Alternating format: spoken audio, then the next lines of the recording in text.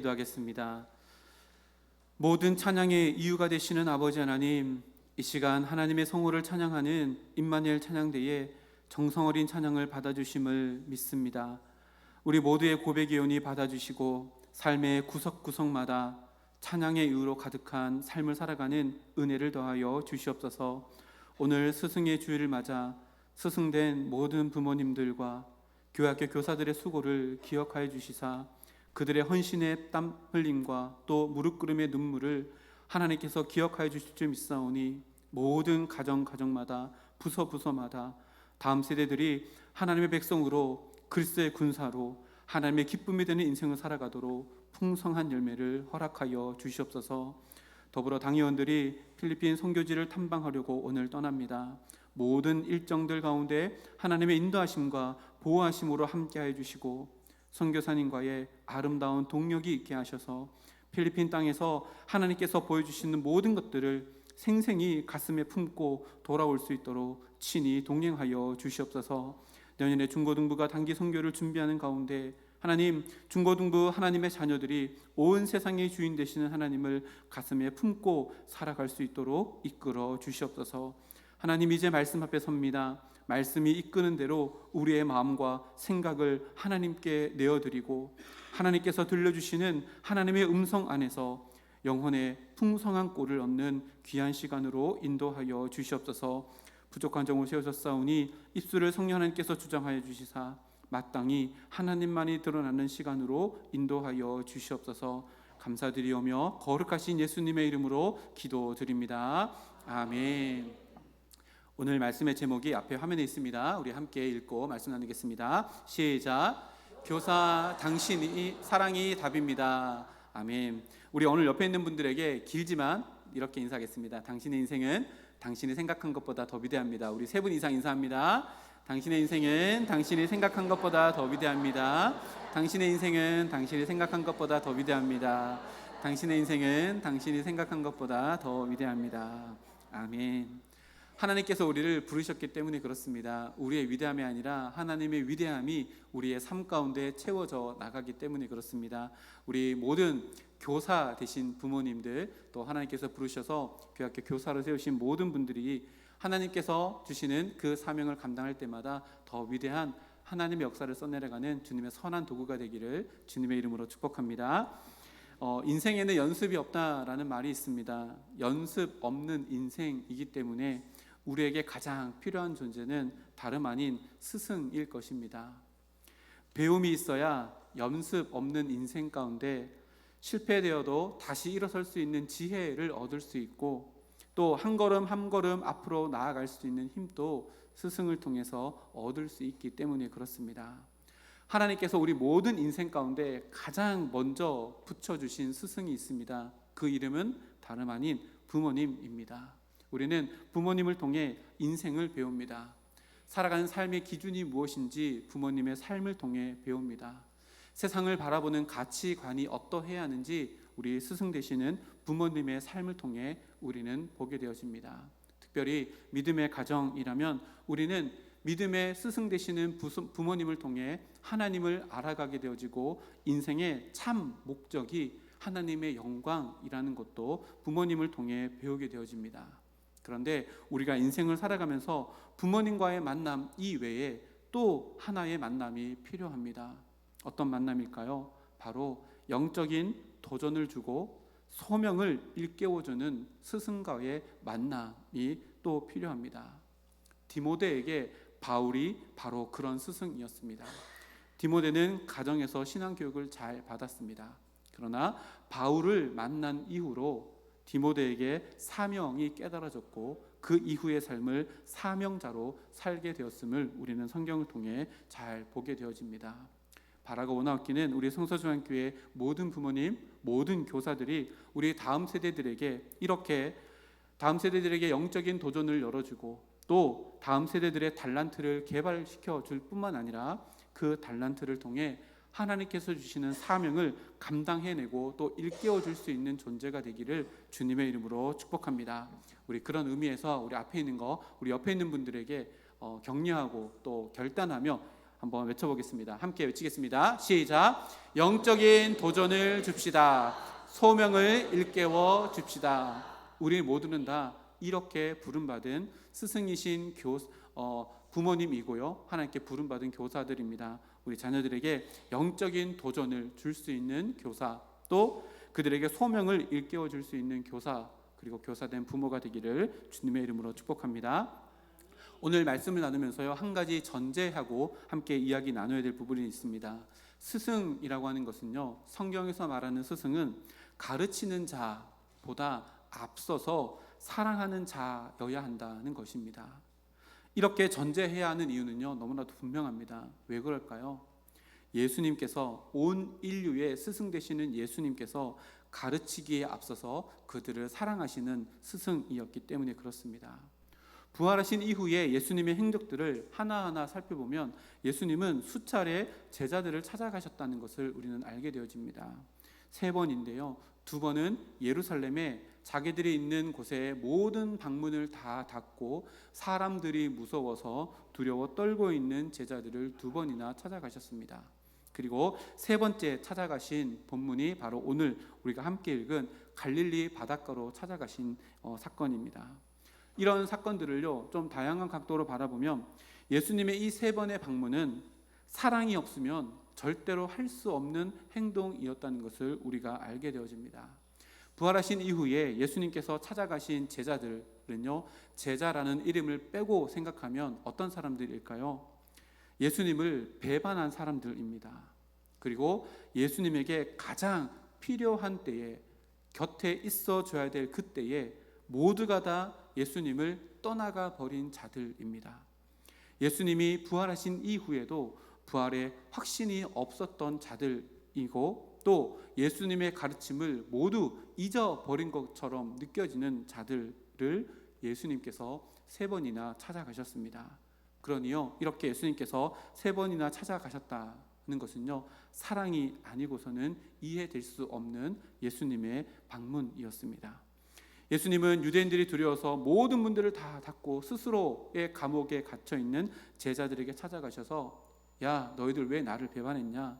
내가 꼭 필요할 때, 힘들고 어려울 때, 혼자 고립되어져 있을 때 너희들 왜 내 곁에 있어주지 않았느냐? 라고 다그치거나 복수하지 않으시고 무엇을 했을까요? 3번이나 너희에게 평강이 있을지어다 라고 선포해 주셨습니다.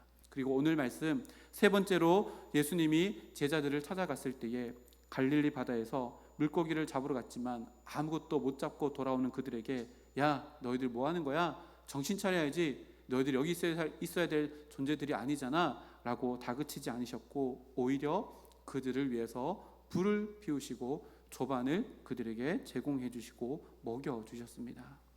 이 모든 것을 한 스승 되시는 예수님의 모습 가운데는 사랑의 힘이 기초되어져 있다는 것을 우리는 보게 되어집니다. 스승과 제자의 사이는요, 가르치고 배우는 관계 이전에 성경에서 말하는 스승과 제자의 관계는 사랑이 전제되어져 있는 사이라는 것을 예수님께서 우리들에게 보여줍니다. 그러면 스승의 사랑은 구체적으로 어떤 사랑일까?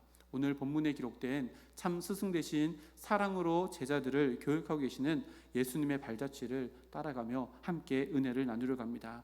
첫 번째입니다. 앞에 화면에 있습니다. 읽겠습니다. 첫째, 시작. 사랑은 발품을 아끼지 않습니다. 아멘. 1절 말씀해 보니까요, 그 후에 예수께서 디베랴 호세에서 또 제자들에게 자기를 나타내셨으니 나타내신 일은 이러하니라 라고 기록합니다. 그 후에 라고 하는 것은요, 예루살렘에 의심 많은 도마를 그곳에서 만난 이후입니다. 그러니까 예루살렘에서 그 후라고 하는 것은 예루살렘에서 갈릴리로 예수님이 발걸음을 옮기셨다는 것을 의미합니다. 왜요? 갈릴리에 먼저 가 있는 제자들을 만나기 위함입니다. 예루살렘에서 갈릴리로 가는 그 발품을 예수님은 아끼지 않으셨습니다. 사랑은 수고를 아끼지 않을 때 진정한 사랑입니다. 그리고 사랑은 언제나 사랑하는 대상을 향해 걸어가야 하는 그 길을 만드는 수고를 아끼지 않습니다. 우리는 우리를 사랑하시는 하나님께서 만드신 사랑의 길을 너무나도 잘 압니다. 그리고 그 수고를 너무나도 잘 압니다. 하나님이 우리를 사랑해 주셔서 만든 그 수고의 길이 네 가지로 앞에 기록됩니다. 하나는요, 말씀이신 하나님이신 예수님이 육신이 되시는 길을 걸어오셨습니다. 성육신의 길이지요. 두 번째는요, 죄인된 인간을 사랑하셔서 그들을 구원해 주시기 위해서 만드셨던 길, 두 번째 길은 십자가의 길이고요, 제자된 우리들에게 참된 생명을 주시기 위한 길입니다. 세 번째 길은요, 어두운 세상을 향해 뻗어있는 빈 무덤에서 참 소망으로 가는 길입니다. 이것도 사랑으로 우리에게 나누어 주시고자 하시는 스승 되시는 예수님이 만든 길입니다. 그리고요, 마지막 길은요, 모든 인간에게 영원한 참 안식과 평강을 주시고자 이제 걸어오실 길, 곧 재림의 길을 만드실 것이다 라고 이렇게 약속해 주십니다. 하나님은요, 우리를 너무 사랑해 주셔서 이 길을 만드셨고, 이 길을 만드시는 수고를 아끼지 않으시고 감내하셨습니다. 생각해 보십시오. 이 네 가지 길은요, 우리가 상상할 수 없는 대가를 하나님께서 지불하셨다는 것을 우리가 알게 되어집니다. 하나님이 피조물이 되시는 그 모든 수고를 하나님은 감당하셨습니다. 피조물을 위해서 죽으시는 그 수고도 발품도 주님께서는 기꺼이 우리들에게 허락해 주셨습니다. 또다시 이 땅 가운데 오시겠다고 약속하신 예수님은 그 길을 앞서서 걸어갔던 그 길을 통해 우리들에게 확실하게 이루어질 것이라고 또한 말씀하십니다. 우리가 자녀를 사랑하는 것, 그리고 그렇게 자녀를 섬긴다는 것은요, 그들을 위해서 기꺼이 나의 사랑의 발품을 아끼지 않는다라는 것을 의미합니다. 먼저 손 내밀고, 먼저 찾아가고, 먼저 안아주는 것을 의미합니다. 특별히 우리 교회학교 선생님들에게 이렇게 되기를 축복합니다. 주중에 먼저 우리 자녀들을 찾아가야 합니다. 사랑의 수고를 아끼지 않는 교사가 되어야 합니다. 학생들은요, 100마디 말보다 나를 만나러 그 길을 걸어오는 선생님의 그 눈빛을 통해 사랑을 알게 되어지고 하나님을 알게 되어집니다. 왜냐하면 나를 찾아온 선생님의 뒤편에 나를 만나러 오기 위해서 걸어온 그 길, 선생님의 사랑의 수고가 묻어있는 사랑의 발품을 팔았던 그 길이 우리 자녀들이 느끼고 알 수 있기 때문에 그렇습니다. 사랑은요, 발품을 아끼지 않습니다. 사랑하는 대상을 향한 그 길을 만들어가는 수고를 기꺼이 감내하는 것임은 틀림없습니다. 그리고 이런 모습이 예수님의 모습이었기 때문에 우리 모든 스승된 부모님, 교회학교 모든 교사들이 닮아가야 할 모습임이 너무나도 분명합니다. 그렇게 스승된 부모와 교사들이 사랑의 발품을 팔아 만들어 놓은 그 사랑의 길을 통해 어떤 일이 일어날까요? 교사들이 만든 그 사랑의 길을 통해서 우리 자녀들이, 우리 제자들이 참 스승 되시는 예수님을 만나게 되는 길이 되어지는 놀라운 역사가 일어나게 될 것입니다. 우리 부모님이 걸어가는 그 사랑의 길, 우리 모든 선생님들이 기꺼이 대가를 지불하여 만들어 놓은 그 사랑의 길을 통해 우리 성서주와 함께 모든 다음 세대들이 참 스승 되시는 예수님을 만나는 놀라운 역사가 우리들의 간증이 되기를 주님의 이름으로 축복합니다. 두 번째입니다. 앞에 있습니다. 둘째, 시작. 사랑은 함께 공유할 믿음의 추억을 만드는 것입니다. 아멘. 5절 6절 말씀인데요, 예수님은 밤새 한 마리도 잡지 못하는 제자들을 찾아갑니다. 그리고 5절 말씀에 먼저 말씀을 건넵니다. 얘들아, 물고기를 한 마리도 잡지 못했느냐? 제자들이 대답합니다. 네, 한 마리도 잡지 못했습니다. 그리고 나서 6절 말씀에 이렇게 이야기합니다. 이르시되 그물을 배 오른편에 던지라. 그리하면 잡으리라 하시니 이에 던졌더니 물고기가 많아 그물을 들 수 없더라. 이 한 문장 속에요, 예수님과 제자들 사이에 있는 엄청난 추억이 담겨져 있는 한마디 말씀입니다. 행복한 추억도 있고 또 아픔의 추억도 있는데요, 먼저 그물을 배 오른편에 던지라 라고 하는 이 말씀을 예수님께서 하신 의도가 무엇일까요? 어떤 한 추억을 담고 있습니다. 누가복음 5장 4절에서 6절 말씀 보니까요, 말씀을 마치시고 시몬에게 이르시되 깊은 데로 가서 그물을 내려 고기를 잡으라. 시몬이 대답하여 이르되 선생님, 우리들이 밤이 새도록 수고하였으되 잡은 것이 없지만은 말씀에 의지하여 내가 그물을 내리리이다 하고, 그렇게 하니 그물을 잡은 것이 심이 많아 그물이 찢어지는지라. 아멘. 바로 예수님과 제자들이 만났던 첫 번째 만남의 추억을 이 한 문장에 예수님은 담습니다. 그리고 이 추억에는요, 또 다른 제자들 입장에서 또 다른 하나의 추억이 있습니다. 무엇일까요? 예수님의 말씀에 순종했을 때에 놀라운 기적을 경험한 추억이 이 한마디 말씀 가운데 담겨져 있습니다. 이 추억을 떠올리게 하는 예수님의 이 한마디에 요한이요 먼저 깨닫습니다. 예수님이다. 베드로에게 이야기했더니요, 베드로가요 성경에 급해서 먼저 예수님께로 달려갑니다. 그 이후에 예수님은 또다시 옛 추억을 떠오르는 상황과 말씀을 그들에게 던집니다. 9절에서 10절 말씀인데요, 앞에 화면에 있습니다. 우리 함께 읽어보겠습니다. 시작. 육지에 올라보니 숯불이 있는데 그 위에 생선이 놓였고 떡도 있더라. 예수께서 이르시되 지금 잡은 생선을 좀 가져오라 하시니. 아멘. 이 구절에 나오는 단어들 그리고 상황들, 예수님께서 하시는 말씀에도요 굉장히 많은 추억들이 담겨져 있습니다. 앞에 보니까요 숯불이라는 단어가 있는데요, 안드라키안이라는 단어인데 이 단어가 언제 쓰여졌냐면요, 요한복음 21장 지금 말씀인데요 18장으로 가보면요 18절 말씀에 그때가 추운 고로 종과 아랫사람들이 불을 피우고 서서 쬐니 베드로도 함께 서서 쬐더라. 여기 나오는 불이라는 단어와 동일한 단어인데요, 이때가 어떤 상황인지 아시겠지요? 예수님께서요 재판을 받을 때 날이 추워서 마당에 피워놓은 불과 동일한 의미의 단어입니다. 그러니까 예수님은요 의도적으로 지금 옛 추억을 떠올리게 하기 위해서 상황도 만들어 가시고 또다시 말도 그렇게 하십니다. 이 불은 베드로에게 그때 그 자리에서 예수님을 부인했던 그 장면을 떠올리게 했을 것입니다. 그리고 생선을 가져오라, 떡이 있고 생선이 있는 것, 무엇을 추억하게 할까요? 오병이어의 기적과 최후의 만찬, 그리고 만선 153마리를 잡은 만선을 통해서도 첫 만남의 만선을 기억하게 될 것입니다. 왜 예수님께서 이렇게 하셨을까요? 스승과 제자의 관계는요 하나님의 뜻 안에서, 하나님께 주시는 사랑 안에서 믿음의 추억을 함께 소유하고 그것을 공유하는 관계를 우리들에게 말씀해 주십니다. 그 추억이요 때로는 실패의 추억, 아픔의 추억이어도 괜찮습니다.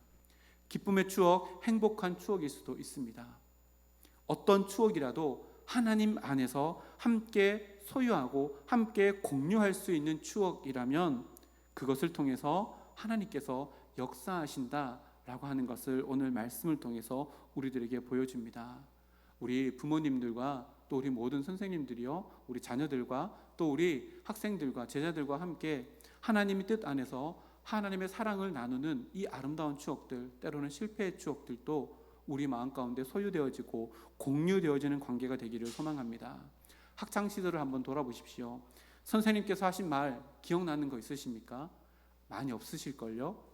그것보다 더 많이 기억나는 것은 선생님과 함께 했던 추억들입니다. 왜 말은 기억 안 나고 추억은 기억에 남을까요?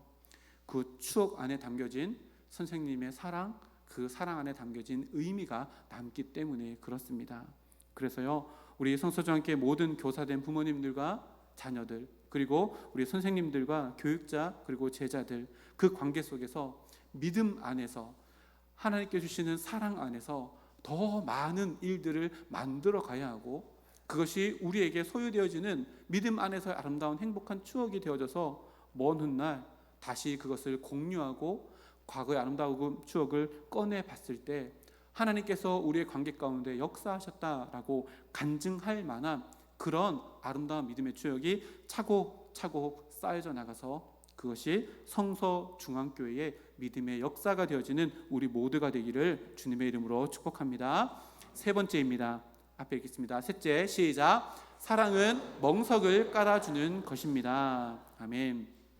예수님께서 제자들을 찾아오셨습니다. 그리고 상황도 옛 추억을 떠올리게 하셨고 하시는 말씀도 옛 추억을 떠올리게 하셨습니다. 예수님께서 이렇게 하시는 이유는요, 야 우리 과거에 이랬잖아 라고 단순히 과거를 추억하기 위함이 아니었습니다. 그 이유는요, 다름이 아니라 과거의 추억을 공유한다는 것은 과거의 시간과 장소를 그 안에 담겨진 이야기를 공유하는 것을 의미하는데요, 예수님께서 그것을 꺼내신 이유는 이후에도 하나님의 뜻 안에서 너희와 함께 이런 추억을 만들기를 원한다라고 하는 초청의 의미가 담겨져 있습니다. 그래서 세 번째가요, 멍석을 깔아주는 것. 스승은요, 반드시 제자들이 활동할 수 있는 멍석을 깔아주어야 합니다. 멍석을 깔아주다 어떤 의미일까요? 제자들이 하고 싶은 기회를 마련해 주는 것을 의미합니다. 오늘 본문은 다음 단락을 보면요, 그 유명한 베드로를 향하신 예수님의 세 번의 질문, 그리고 베드로의 세 번의 대답, 그리고 예수님의 위대하신 세 번의 선포가 기록되어 있는데요, 먼저 예수님의 세 번의 질문은요 동일합니다. 네가 나를 사랑하느냐? 요한의 아들 시몬아, 네가 다른 사람들보다 나를 사랑하느냐? 세 번이나 베드로에게 이야기합니다. 질문합니다. 베드로가 세 번이나 이야기합니다. 어떻게 대답해요? 주님, 그러나이다. 내가 주님을 사랑하는 줄 주께서 아시나이다. 동일한 질문, 동일한 대답을 세 번이나 왕복하십니다. 이것은요, 두 가지 이유가 있습니다. 첫 번째 이유는요, 그 예수님께서 만들어 놓으신 숯불 곁에서 예수님 만나서 너무 기쁘지만 마음 한켠에는 그 숯불을 바라볼 때마다, 그 숯불의 온기가 느껴질 때마다 내 마음 가운데 예수님을 부인했던 영혼의 한기를 가지고 마음 한편이 너무나도 힘들었던 그것을 세 번의 사랑 고백을 통해서 따뜻하게 바꾸어 주셨을 뿐만 아니라, 또 한 가지 이유는요, 이 베드로의 고백 위에 예수님께서 이렇게 말씀해 주시고 선포해 주시기 위함입니다. 세 가지인데요, 15, 16, 17절 말씀에 이렇게 이야기합니다. 내 어린 양을 먹이라. 내 양을 치라. 내 양을 먹이라. 무슨 말일까요? 이 세 가지 말 가운데 담겨진 의미는 지금까지 양을 먹여 오신 분은 예수님이셨습니다. 목자 없는 양 같은 이 세상의 사람들에게 하나님 나라의 말씀을 선포해 주셨고 병자를 치유해 주시는 이 사역은 예수님의 것이었습니다. 근데 이 이야기를요, 베드로에게 하셨다는 이야기는요, 예수님께서 지금까지 하셨던 모든 사명을 이제는 베드로에게 전달해 주었고, 예수님께서 하셨던 그 세상의 멍석을 베드로에게 동일하게 깔아주시는 선포입니다. 그리고 이런 예수님의 모습은 베드로를 부른 처음의 그 부르심과 동일한 부르심으로 다시 베드로를 부르신다는 것을 우리는 알게 되어집니다. 마태복음 4장 19절 말씀 보면요, 말씀하시되 나를 따라오라. 내가 너를 사람을 낚는 어부가 되게 하시리라 하시니. 아멘. 예수님은 제자를 부르시고 사랑으로 가르치시는 목적이 분명했습니다. 무엇일까요? 예수님이 하나님께 허락받은 이 세상의 많은 사람들을 하나님께로 되돌이키는 것, 내가 받은 하나님의 사명을 나의 제자인 베드로뿐만 아니라 12제자들에게도 전해주기 위한 것이 제자를 사랑하고 가르치는 목적이었다고 기억합니다. 더 나아가서요, 이 처음의 목적과 부활하신 이후에 내 양을 먹이라, 내 양을 치라, 내 양을 먹이라 라고 말씀하신 것뿐만 아니라 마지막에 승천하신 이후에도 궁극적으로 이 땅 가운데 있는 모든 제자들에게 이렇게 선포하십니다. 마태복음 28장 18절에서 20절 말씀입니다. 우리 길지만 다 같이 한번 읽어보겠습니다. 시작. 예수께서 나와 말씀하여 이르시되 하늘과 땅의 모든 권세를 내게 주셨으니 그러므로 너희는 가서 모든 민족을 제자로 삼아 아버지와 아들과 성령의 이름으로 세례를 베풀고 내가 너희에게 분부한 모든 것을 가르쳐 지키게 하라. 볼지어다 내가 세상 끝날까지 너희와 항상 함께 있으리라 하시니라. 아멘. 진정한 스승은요, 제자가 자라면 자라날수록, 성장하면 성장할수록, 그래서 더 높고 위대한 사명을 감당할 수 있도록 그들에게 멍석을 깔아주는 역할을 하는 것입니다. 그것이 무엇일까요? 모든 인류에게 주시는 이 사명의 자리를 우리 제자들에게 열어주는 겁니다. 하나님 나라의 일꾼으로서 하나님 나라를 위해서 일할 수 있는 멍석, 이것을 제자들에게 깔아주는 것이요, 참된 스승된 부모의 모습이고요, 하나님의 부르심을 받은 모든 교사들의 모습이며 역할이며 책임입니다.